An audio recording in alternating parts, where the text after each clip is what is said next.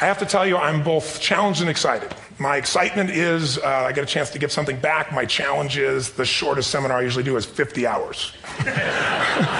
And I'm not exaggerating. I do weekends, and what I do more than that, obviously, coach people, but I'm into immersion. Because how'd you learn language?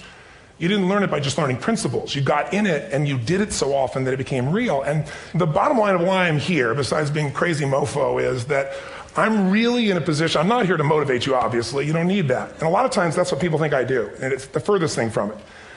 What happens, though, is people say to me, well, I don't need any motivation. And I say, well, that's interesting. That's not what I do. I'm the why guy. I don't know why you do what you do. What is your motive for action? What is it that drives you in your life today, not 10 years ago, or are you running the same pattern? Because I believe that the invisible force of internal drive activated is the most important thing in the world. I'm here because I believe emotion is the force of life. All of us here have great minds. Most of us here have great minds, right? I don't know if I'm in the category, but we all know how to think. And with our minds, we can rationalize anything. We can make anything happen. We can, I agree with what was described a few days ago about this idea that people work in their self-interest. But we all know that that's bullshit at times. You don't work in your self-interest all the time. Because when emotion comes into it, the wiring changes in the way it functions. And so it's wonderful for us to think intellectually about how the life of the world is, and especially those who are very smart. We can play this game in our head, but I really want to know what's driving you. And what I'd like to maybe invite you to do by the end of this talk is explore where you are today for two reasons. One, so that you can contribute more. And two, so that hopefully we can not just understand other people more, but maybe appreciate them more and create the kinds of connections that can stop some of the challenges that we face in our society today. They're only going to get magnified by the very technology that's connecting us, because it's making us intersect. And that intersection doesn't always create the view of everybody now understands everybody and everybody appreciates everybody. So I've had an obsession basically for 30 years. And that obsession has been what makes the difference in the quality of people's lives? What makes a difference in their performance? Because that's what I got hired to do. I got to produce the result now. That's what I've done for 30 years. I get the phone call when the athlete is burning down on national television and they were ahead by 5 strokes and now they can't get back on the course. And I got to do something right now to get the result or nothing matters. I get the phone call when the child is going to commit suicide, and I got to do something right now. And in 29 years, I'm very grateful to tell you I've never lost one in 29 years. It doesn't mean I won't someday, but I haven't done it. And the reason is an understanding of these human needs that I want to talk to you about. So when I get those calls about performance, that's one thing, like how do you make a change? But also, I'm looking to see what is it that's shaping that person's ability to contribute, to do something beyond themselves. So maybe the real question is, I look at life and say there's 2 master lessons. One is there's the science of achievement, which almost everyone in this room has mastered to an amazing extent. That's how do you take the invisible and make it visible, right? How do you take what you dream about and make it happen, whether it be your business, your contribution to society, money, whatever it is for you, your body, your family. But the other lesson of life that is rarely mastered is the art of fulfillment. Because science is easy, right? We know the rules. You write the code, you follow those, and you get the result. Once you know the game, you just, you up the ante, don't you?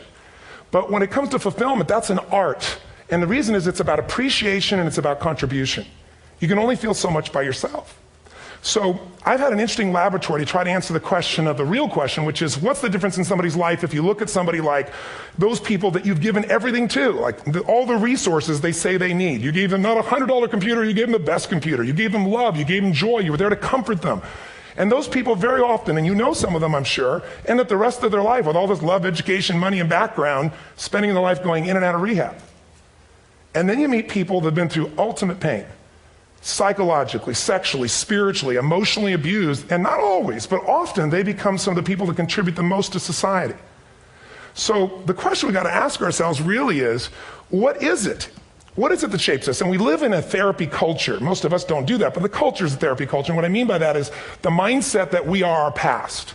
And everybody in this room, you wouldn't be in this room if you bought that theory, but most of society thinks biography is destiny. The past equals the future. And of course it does if you live there. But what people in this room know, and what we have to remind ourselves though, because you can know something intellectually, you can know what to do and then not use it, not apply it. So really what we got to remind ourselves is decision is the ultimate power. That's what it really is. Now, when you ask people, have you failed to achieve something? How many have ever failed to achieve something significant in your life? Say, I. Thanks for the interaction on a high level there. But if you ask people, why didn't you achieve something? Somebody who's working for you, or a partner, or even yourself, and you failed to achieve a goal, what's the reason people say they failed to achieve? What do they tell you? didn't know enough, didn't have the knowledge, didn't have the money, didn't have the time, didn't have the technology, I didn't have the right manager, didn't have the Supreme Court.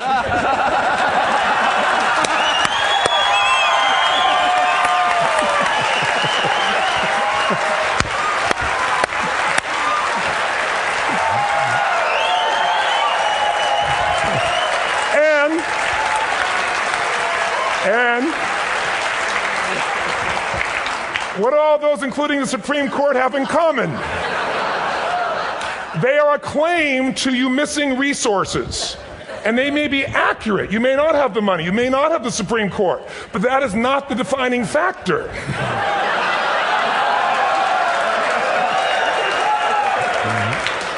And you correct me if I'm wrong.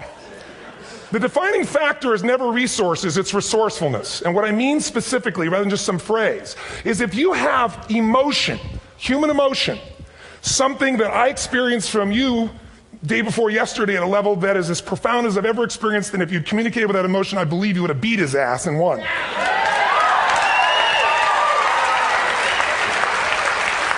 But how easy for me to tell him what he should do.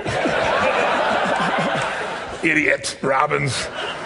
But I know when we watched the debate at that time, there were emotions that blocked people's ability to get this man's intellect and capacity and the way they came across to some people in that day. Because I know people that wanted to vote in your direction and didn't, and I was upset. But there was emotion that was there. How many know what I'm talking about here? Say I. So emotion is it, and if we get the right emotion, we can get ourselves to do anything. We can get through it. If you're creative enough, playful enough, fun enough, can you get through to anybody, yes or no? If you don't have the money, but you're creative and determined enough, you find the way. So this is the ultimate resource, but this is not the story that people tell us, right? The story people tell us is a bunch of different stories. They tell us we don't have the resources, but ultimately, if you take a look here, flip it up if you would. They say, what are all the reasons they have in common? We said that. Next one, please. He's broken my pattern, that son of a bitch. But I appreciated the energy, I'll tell you that. What determines your resources? We've said decisions shape destiny, which is my focus here.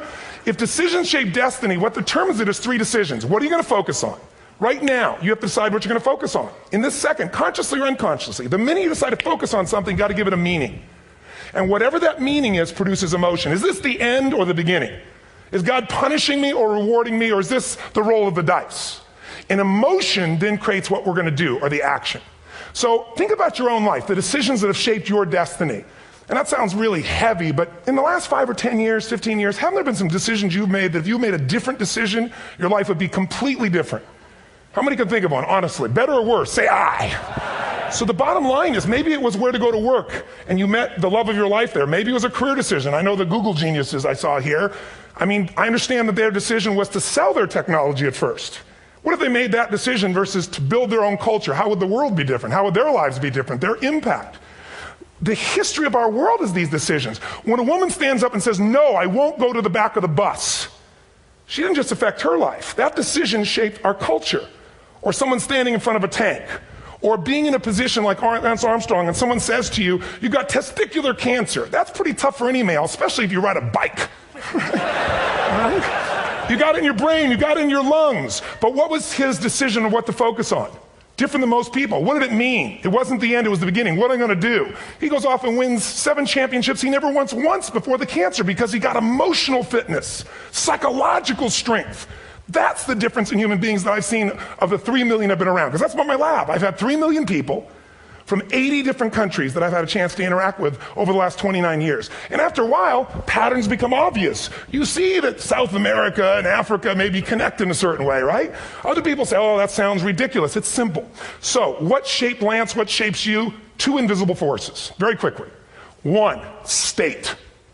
We all have had times. Have you had a time you did something and after you did it, you thought to yourself, I can't believe I said that. I can't believe I did that. It was so stupid. Who's been there? Say I. Have you ever done something after you do it? You go, that was me.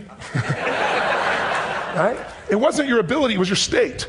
Your model of the world is what shapes you long term. Your model of the world is the filter. That's what's shaping us. That's what makes people make decisions. We want to influence somebody, we got to know what already influences them. And it's made up of 3 parts, I believe. First, what's your target? What are you after? Which I believe it's not your desires. You can get your desires to goals. How many of you got a goal or desire and thought, is this all there is? How many have been there? Say aye. So it's needs we have. I believe there are 6 human needs. Second, once you know what the target that's driving you is and you uncover it for the truth, you don't form it, you uncover it. Then you find out what's your map. What's the belief systems that are telling you how to get those needs? Some people think the way to get those needs is destroy the world. Some people is to build something, create something, love someone. And then there's the fuel you pick. So very quickly, 6 needs. Let me tell you what they are. First one, certainty. Now these are not goals or desires. These are universal. Everyone needs certainty that they can avoid pain and at least be comfortable. Now how do you get it? Control everybody, develop a skill, give up, smoke a cigarette. And if you got totally certain, ironically, even though we all need that, like if you're not certain about your health or your children or money, you don't think about much more. You're not sure the ceiling's going to hold up. You're going to listen to any speaker. But while we go for certainty differently, if we get total certainty, we get what? What do you feel if you're certain? You know what's going to happen, when it's going to happen, how it's going to happen. What would you feel? Bored out of your mind. So God, in her infinite wisdom, gave us a second human need, which is uncertainty. We need variety. We need surprise. How many of you here love surprises? Say aye. Bullshit. You like the surprises you want. The ones you don't want, you call problems, but you need them. So variety is important. Have you ever rented a video or a film that you've already seen? Who's done this? Get a fucking life. Right? Why are you doing it? You're certain it's good because you read it before, saw it before, but you're hoping it's been long enough you've forgotten enough there's variety. Third human need, critical, significance. We all need to feel important, special, unique. You can get it by making more money. You can do it by being more spiritual. You can do it by getting yourself in a situation where you put more tattoos and earrings in places humans don't want to know. Whatever it takes. The fastest way to do this, if you have no background, no culture, and no belief in resources or resourcefulness, is violence. If I put a gun to your head and I live in the hood, instantly I'm significant. 0 to 10, how high? 10. How certain am I you're going to respond to me? 10. How much uncertainty? Who knows what's going to happen next? Kind of exciting. Like climbing up into a cave and doing that stuff all the way down there. Total variety and uncertainty. And it's significant, isn't it? So you're willing to risk your life for it. So that's why violence has always been around and will be around unless we have a consciousness change as a species.